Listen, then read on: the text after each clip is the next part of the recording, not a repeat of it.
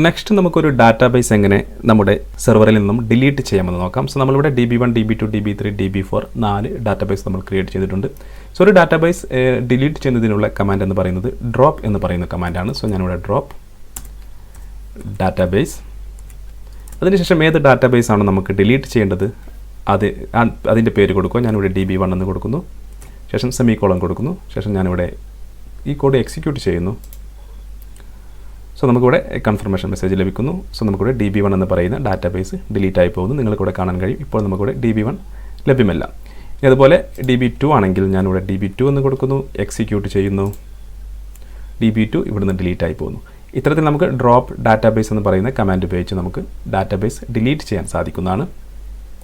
So നമുക്ക് മറ്റു 2 database കൂടി ഡിലീറ്റ് ചെയ്യാം. DB3, അതുപോലെ ഞാൻ താഴെ ഡ്രോപ്പ് ഡാറ്റാബേസ് DB4.